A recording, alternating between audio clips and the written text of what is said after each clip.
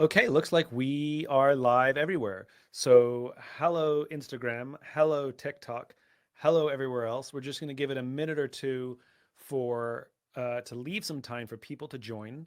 But thanks very much. Looking forward to taking live questions about the infinite mindset, how to live an infinite mindset. I'm here with my colleague Devin. Hi, Devin. Hello. And she's going to feed me questions that are coming in from you. So thank you to everyone coming in. I love seeing all the countries. Why don't you shout out where you're from so I can tell hello from Tulsa, hello from New York. Tell me where you're from. Tell me where you're from. Boston, Germany, Netherlands, Brazil, Michigan. I love this. This always blows me away. Netherlands, Morocco, Copenhagen, Miami, New Jersey, exotic New Jersey, Florida, New Zealand, Australia. Man, shouldn't some of you be sleeping? Malaysia, Denmark. I love this. This is so fantastic. Colombia, Chicago, Dallas, Portugal. Oh my God. It's flying in. Hello, everyone from around the world. This is so fantastic. Thanks for joining. As many of you know, I've been practicing living my life, building my business with an infinite mindset. Um, and so I thought we'd take a little time to answer your questions live here on all the platforms. Why don't we jump in? Devin. So you can post your questions. Hopefully I'll see them, but Devin's more likely to get them. Hello from Iraq. Hello, Oxford. Hello, Brazil. Hello, London. Hello, Ohio. Hello, Hong Kong, Dubai, Islamabad. Freaking love this. Okay. Devin, first question. Yes, we have Jennifer from Facebook who is asking the most simple question of what is the infinite game? Okay, Jennifer from Facebook asking the correct question to get started, which is what is the infinite game? Glad you asked, Jennifer. So, in the mid 1980s, a philosopher and theologian by the name of Dr. James Carse defined these two types of games: finite games and infinite games. A finite game is defined as known players, fixed rules, and an agreed upon objective. Football, for example, if there's a winner, necessarily there has to be a loser. But more important, in a finite game, there's always a beginning, a middle, and an end, right? Then you have infinite games. Infinite games are defined as known and unknown players, which means you don't necessarily know who all the players are, and any player can join the game whenever they want. The rules are changeable, which means every player can play however they want. And the objective is to perpetuate the game, to stay in the game as long as possible. Turns out we are players in infinite games every day of our lives, whether we know it or not. For example, you will never be number one in your marriage. You can be number two, but you can't be number one.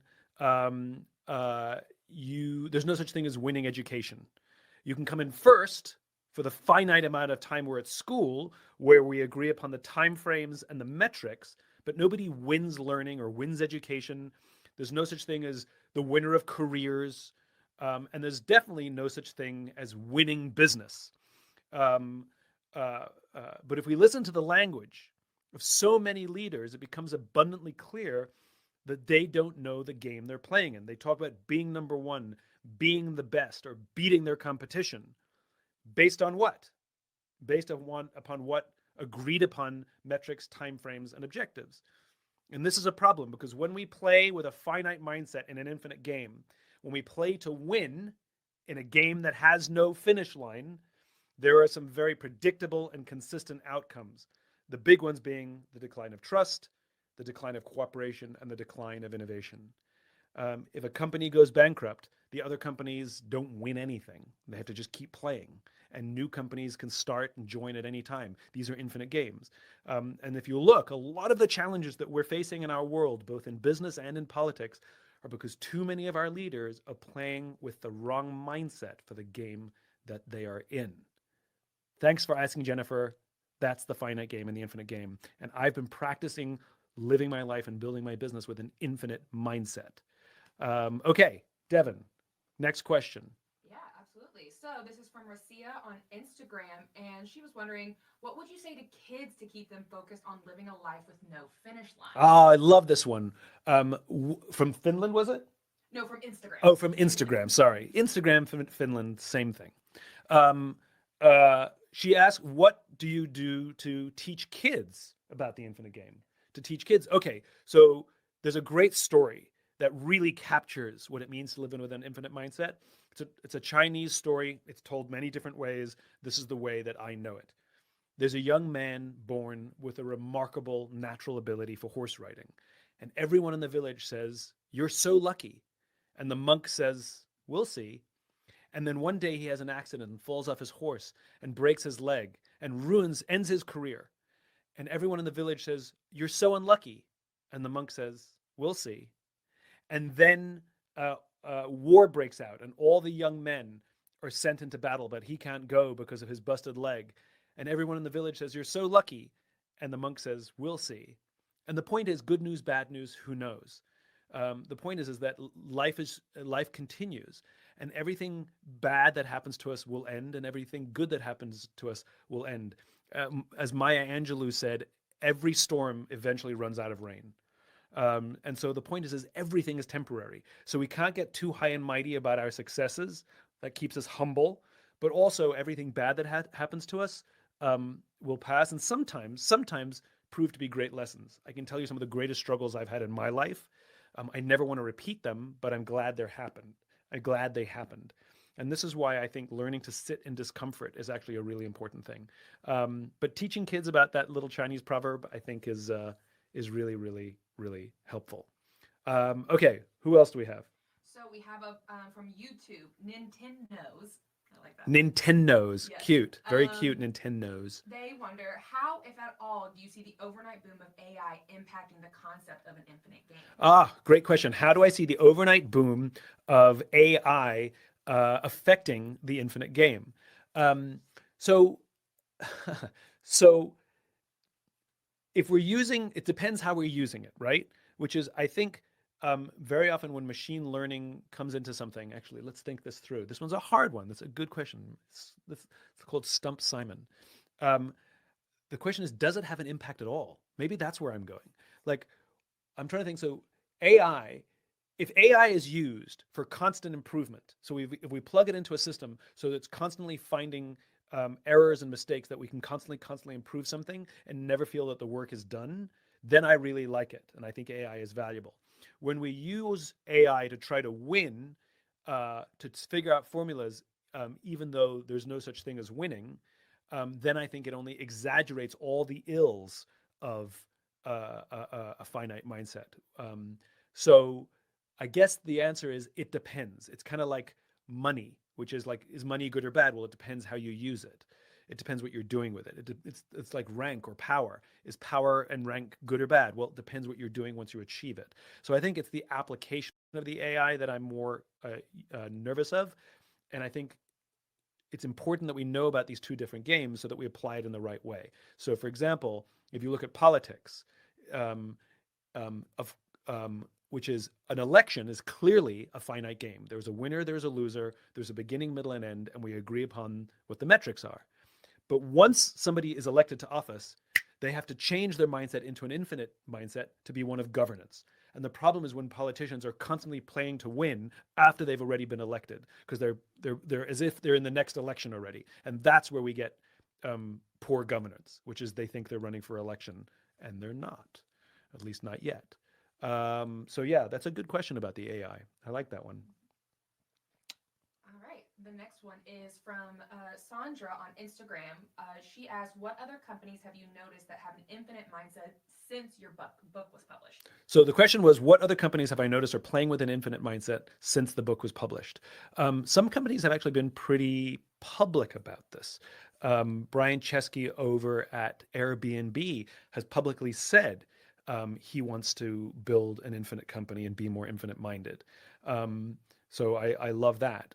I've had conversations with some folks at Nike who said that they're trying to be more infinite minded. Walmart is trying to be more infinite minded.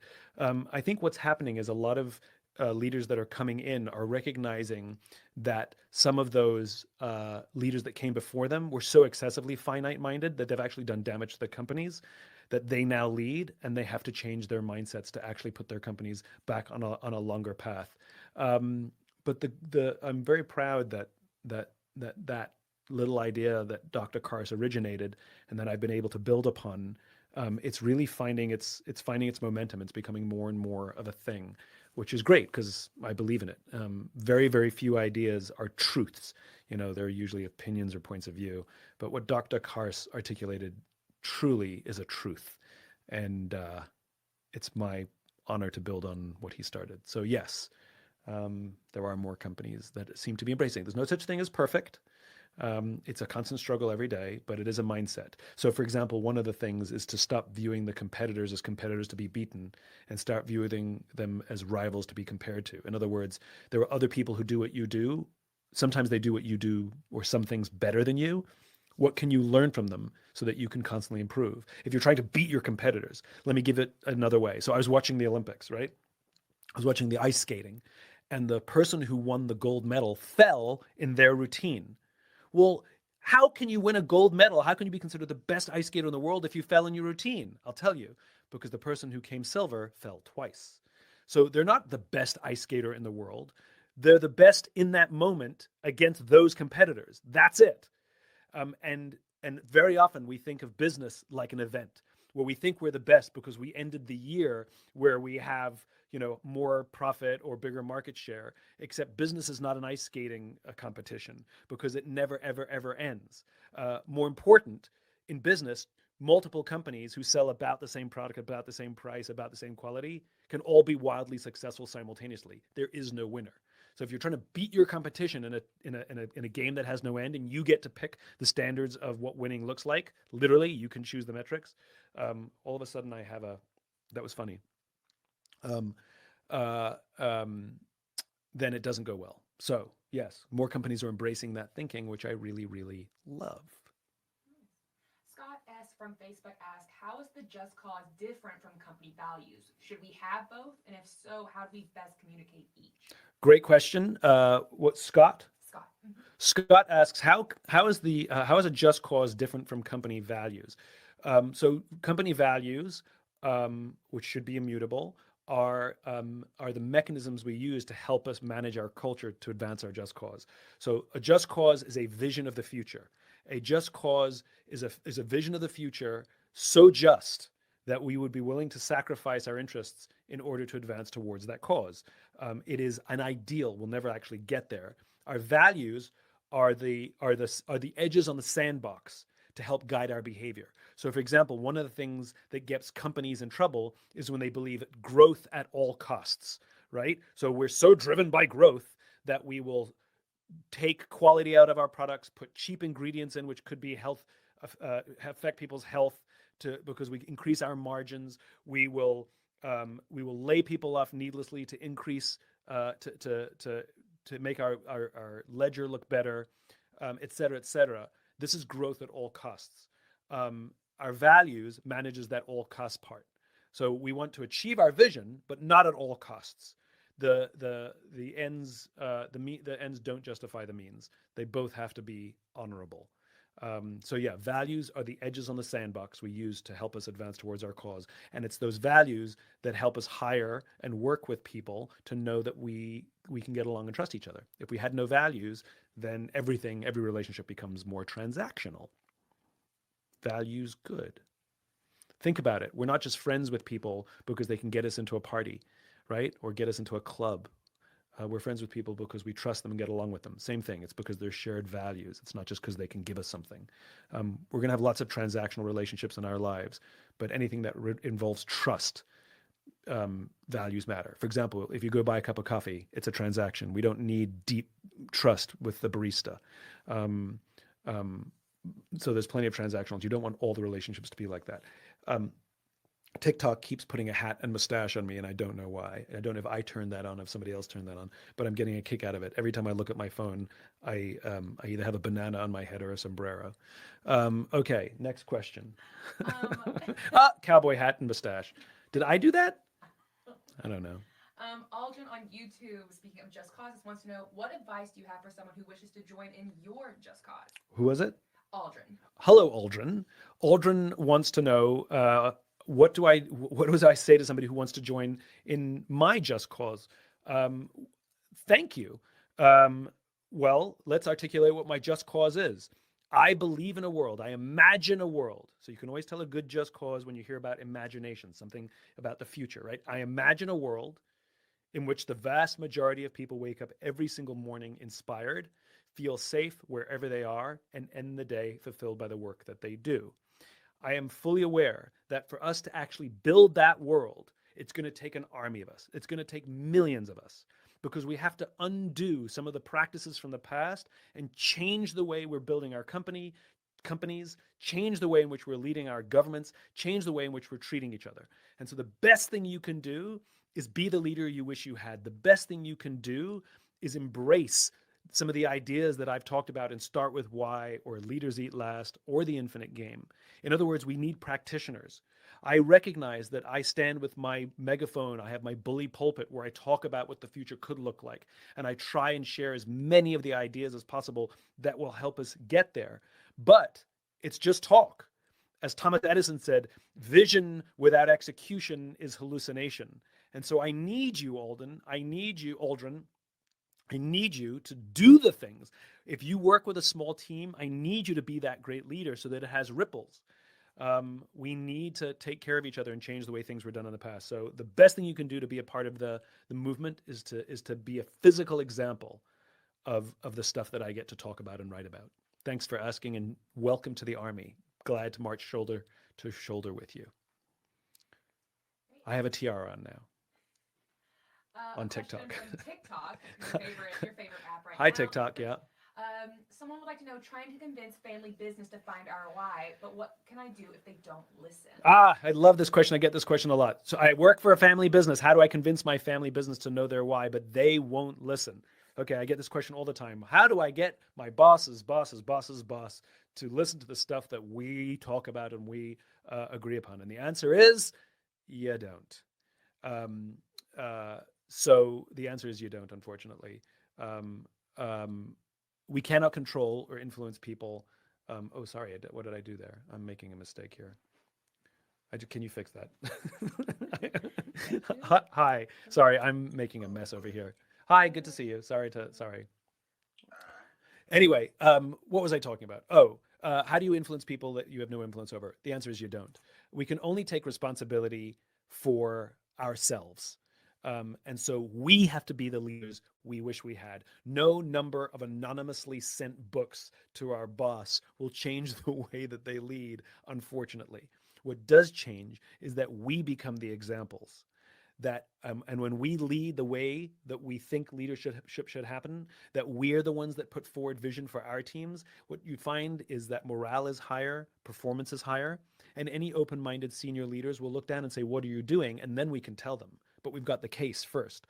Or if they continue to ignore us, it's okay, because we're building great teams that will eventually get promoted out or move to other companies and take all the lessons that they learned from us, then eventually get promoted or move away and that take the lessons. And it's the ripple. And this is very much a part of the infinite mindset, which is accepting and learning that we may not see results in the short term, but if we keep acting true to our values, if we keep acting, if we keep acting true to our values, if we keep acting towards our vision, that eventually it starts to ripple. I mean, look at the ripples that we form just by us, everyone showing up here today with common cause, right? Look at the ripples that we've created, that we're all here, marching shoulder to shoulder, believing in this different vision of the world that we all imagine. This is what I mean. So the best thing we can do is do it. Okay. What else we got? So, Federico from LinkedIn would like to know, how do we teach infinite mindset to Generation Z? How do we teach an infinite mindset? Federico asks, how do we teach an infinite mindset to Gen Z? Well, frankly, we need to be teaching it to every generation. And frankly, it's some of the older generations. Yeah, it's some of the older generations that struggle the most. It's the boomers that are the most finite minded, because that's the Jack Welch generation. But I digress. The way we teach it is the way we teach anything, which is we talk about it.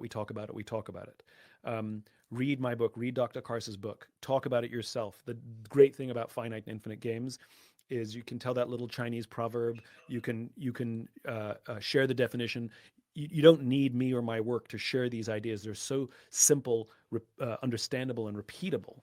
And so I think we need to also build it into our schools. I think too many schools are finite minded.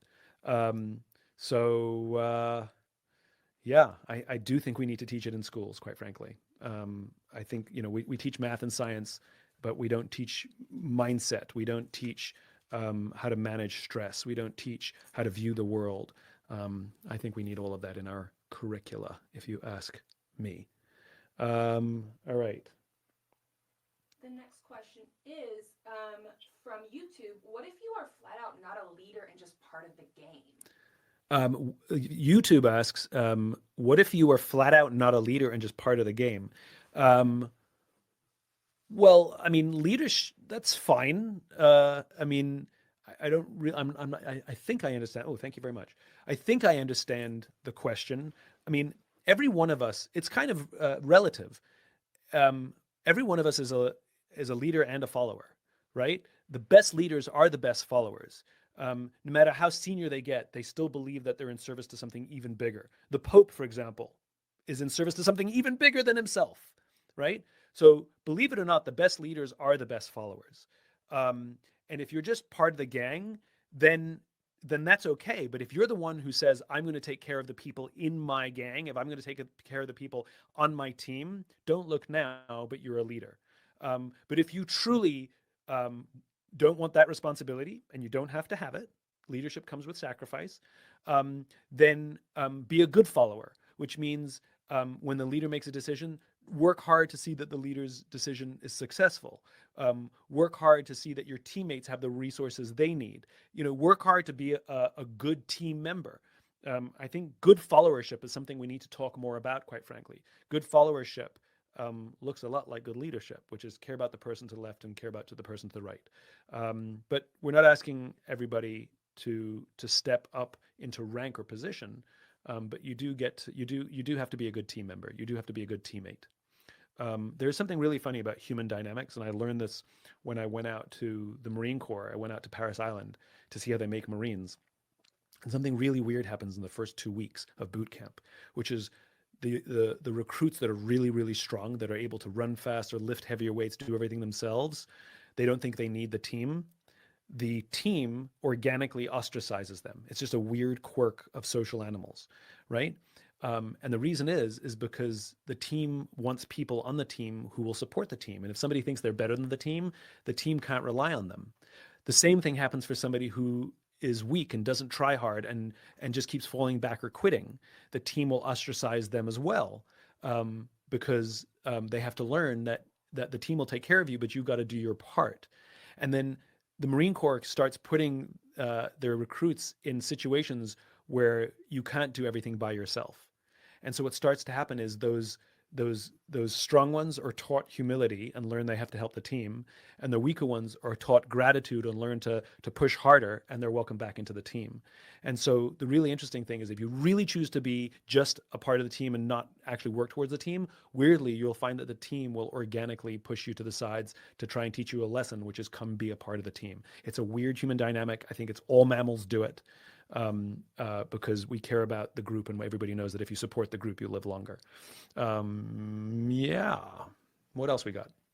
Yes, Ruben from Instagram wants to know, how do we build trust with new and old players, especially when players are coming in and out of the game so frequently? Good question. Ruben from Instagram Yes. asks, how do you build trust with new players who are, because as we know, people are constantly coming in and out of the game.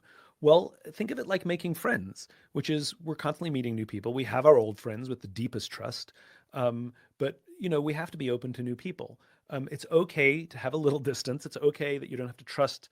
You don't have to share all your deepest darkest secrets and let them in. But you want to make people feel welcome, and you want to give people the opportunity to be a part of the team. One of the big misconceptions about leadership and team building and all this stuff is that, and I hear leaders say this, bad leaders say, prove to me why I should trust you. No, no, that's not how it works, which is you have to give trust, and the leader has to earn it back. And so when somebody joins the team, we're the leaders, right?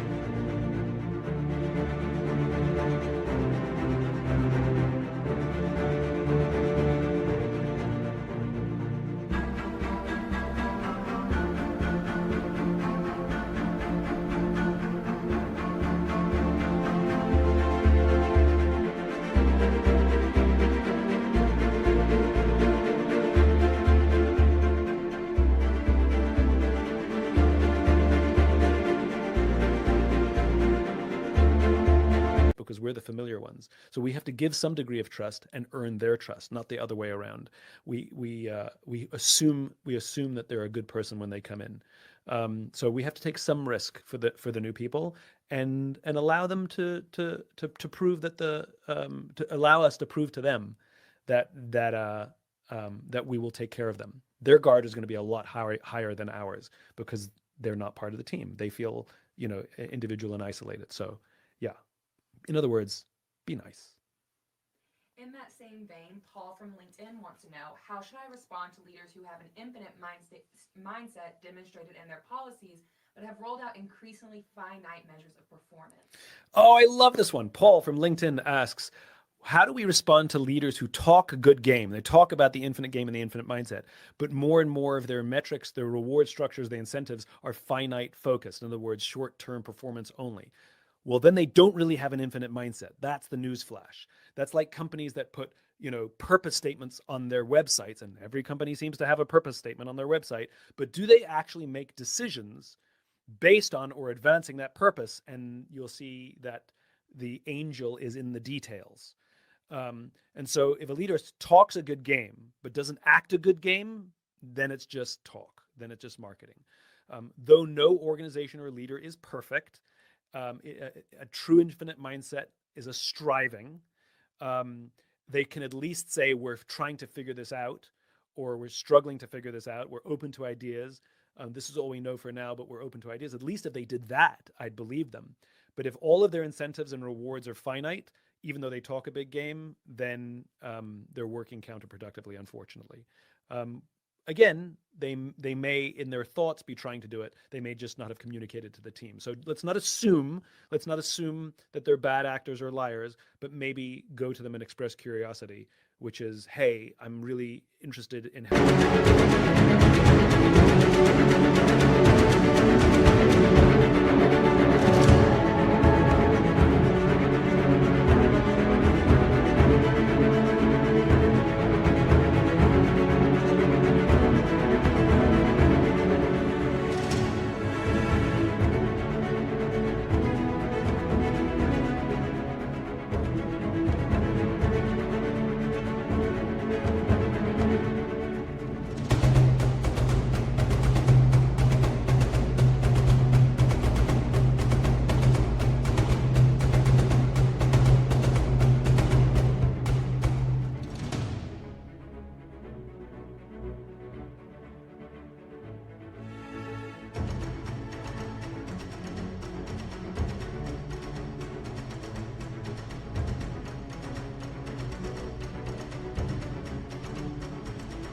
our organization be more infinite-minded. Have you thought about maybe creating new metrics to live alongside some of the old-fashioned finite metrics?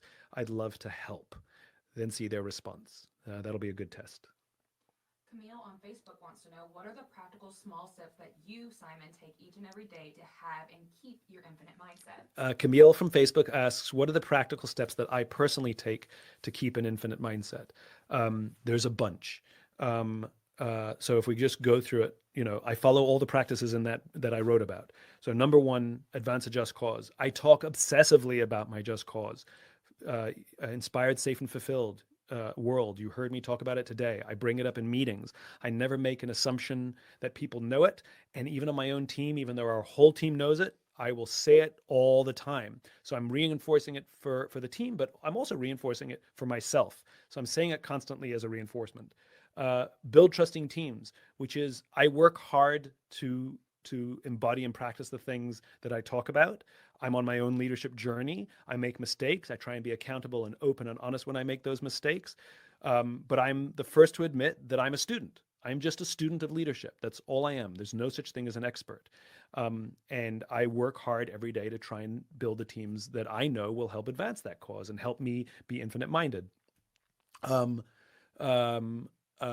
The big one, which is actually the easiest one to implement, is worthy rivals. I'm not trying to beat anyone. I'm not trying to outdo anyone. There are other people who do what I do. I'm not trying to sell more books than them. I don't really care. But I do admire some of them because they do some or many things better than me.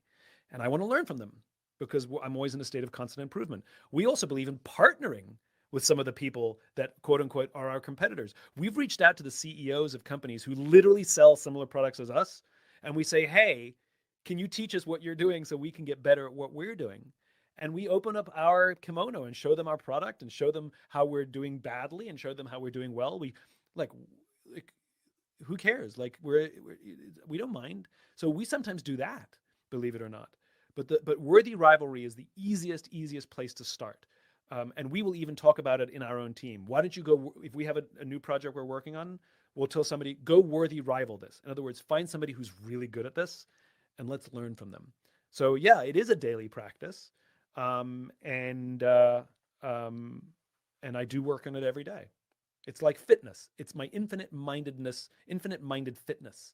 I have to work in it every day. Otherwise, I'll slide back into finite mindedness, which is so tempting and so much more fun because it's quick thrills of dopamine, right? Like gambling is so much more fun than saving money, for example. Same idea. Great. That was a good analogy. I'm going to use that one again. I've never used that one before. That gambling is more fun than saving money, even though saving money will help you in hard times. And that's kind of the same. Finite minded is exhilarating, but it's not necessarily good for the long term. In fact, it might do damage over the long term. In fact, I know it does. Um, Katie from TikTok would like Katie from TikTok. This is TikTok. Hi, yes. TikTok. How can I bring the infinite game to my team and turn it into an ongoing practice? Katie asks, how can I bring the infinite game to my team and make it into an ongoing practice?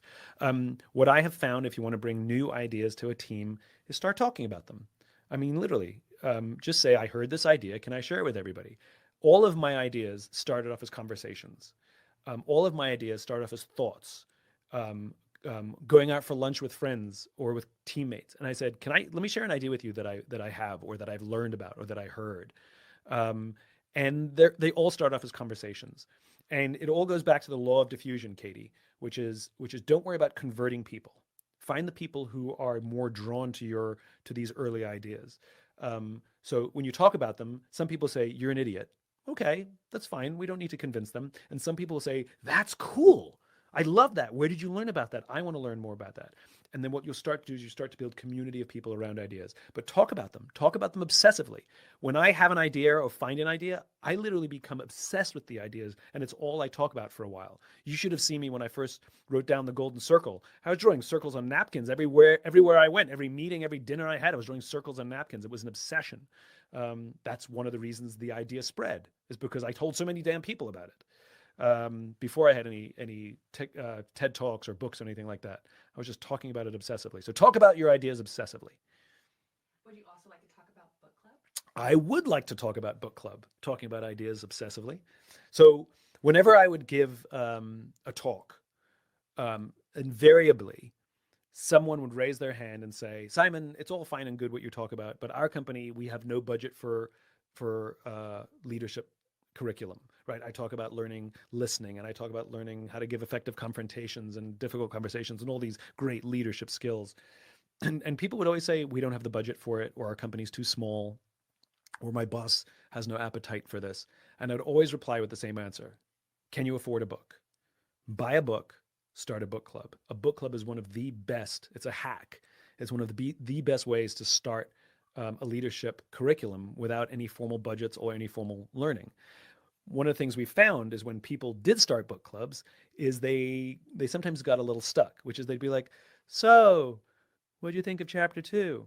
So what we did, we made a book club. And so you can, if you visit our site, simonsinek.com, if you have a little team, we built a book club that I ask the questions. We have the Infinite Game. We have one that's coming out on Unreasonable Hospitality, coming out soon. Oh, look at that. Things popping up on the screen. Amazing. Um, uh, oh, what are we doing that? Oh, I didn't even know we were doing that. Check it out. Oh, I didn't even know this. I love my team. If you go to, I'll read it out for Instagram and TikTok. It says, if you go to simonsinek.com, use the code BookClubLive20 to get a 20% discount on an Infinite Game book club order for the next 48 hours. Someone who buys this with this code will get a surprise from me. Okay, didn't even know that. That's awesome. I love that. It's going to be a surprise for me what the surprise for you is. I love it. So go to simonsinek.com, book club live 20 to get 20% discount. Okay, wonderful. Anyway, as I was saying, so we made these book clubs. because they come with guided conversations, they come with guided questions, and we really offer a way for you to go deep and have really good conversations. So, yeah, book club is a great way to start a leadership learning journey in your organization or with your friends. You can do all kinds of book clubs. Um, I love that. Surprise. Surprise! The surprise is surprise. Okay, what else we got? Yes, Daniel M from YouTube would like to know, are the recent mass layoffs a result of finite thinking or long-term infinite-minded thought? Ah, so good. Daniel is asking, are the recent rounds of layoffs as a result of finite thinking or infinite thinking? And the answer is it depends. If the company is trying to just balance the books, finite thinking. But unfortunately, what we did see in some companies is they got a little too full of themselves during COVID when some industries and some companies were thriving and they started to believe that it was them. Peloton, for example, right place, right time, and their business boomed during COVID, and they thought it was because they were geniuses.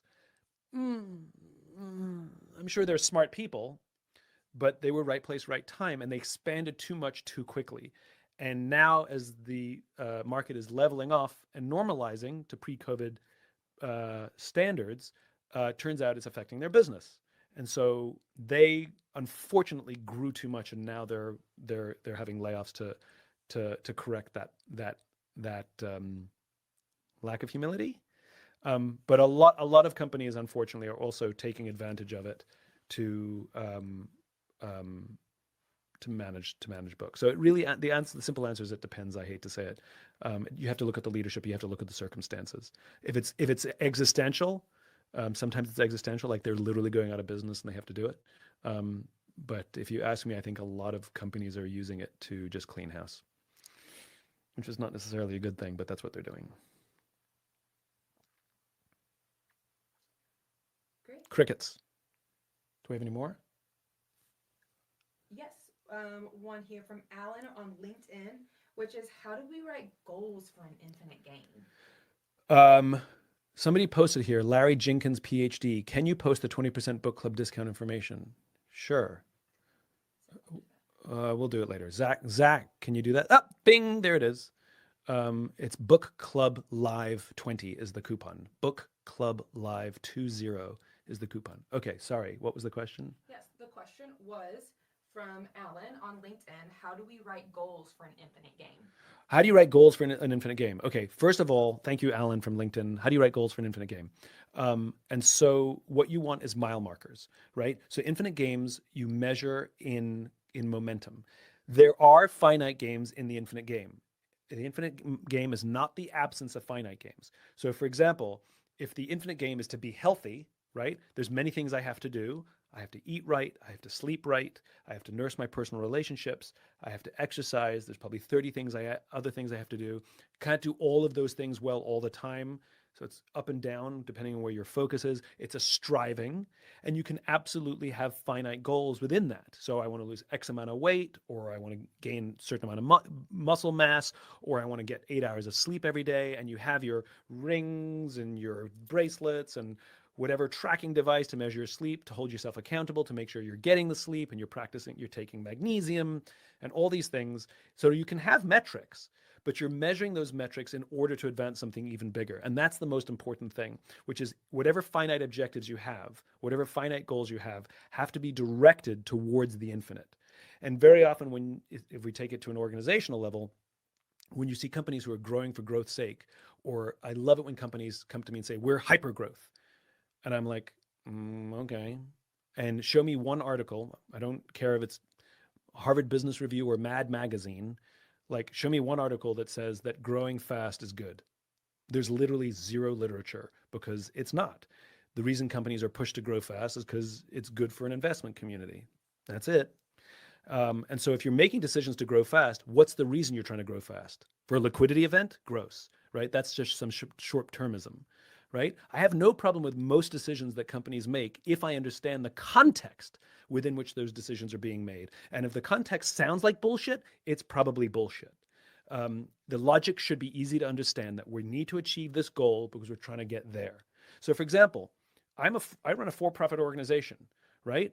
And yet I'm an idealist when it comes to our vision. It's because I understand that money is fuel, that our cause and the things that we put out into the world, that we need money to make all those things happen. I need money for a team. I need money for reinvestment. And all of the stuff that we sometimes give away or sell on simonsinek.com or other places are always geared towards trying to get towards that ideal. When we have meetings, we rarely say what's good for the company. We talk about what's good for the movement. And we're constantly reminding ourselves that the products we make, the partnerships we make, the decisions we make have to tend towards that ideal. So you can have finite goals. There's no problem with that. You have to have metrics. You can't run in a marathon without mile markers. It's unnerving. So metrics are good, but they have to be a measure of speed and distance towards something bigger. We have to know the context. That's the interchange. That's the relationship. Hope that helps. All right, and this is our last question. Last question. No, I want to keep going. I have fun. Samuel from Facebook would like to know, how do you balance the needs for finite wins in the context of the infinite game? Samuel asks, how do you balance the needs for finite wins in the context of the infinite game? I think you just actually asked and answered your own question, Samuel, which is you have to have the infinite game in mind. Goes kind of to the question I just answered a moment ago, which is there's no problem with needing to hit finite goals. The question is, to what end? Now, sometimes, unfortunately, organizations we work for have no infinite context, and all they have are the finite goals we have to hit every year. And that's why we're talking about this. It's because we're trying to change business. We want companies to be idealistic. We want companies to have bold vision. We want companies to have their metrics and their values aligned with advancing something bigger. And so that's exactly why we do the work we do, and this is why our army exists, is because we're asking these questions of our organizations and trying to make change ourselves, because we believe in a world that looks a little different to the one we live in now. The hook's going to come out. This has been so much fun. I can do this forever. I really do enjoy it. Thank you for joining me on Instagram. Thank you for joining me on TikTok. Thank you for joining me on LinkedIn and YouTube, and that's it, on those places. And I hope this was fun. I hope this was inspiring. I hope this was helpful. And I hope to see you again sometime soon. And for those of you who are asking, that coupon is Book Club Live 20 if you want to use it to start a book club. Think you're all amazing. Love you all. Thanks for joining. Thanks for taking your time to be a part of this movement. Take care of yourself. Take care of each other.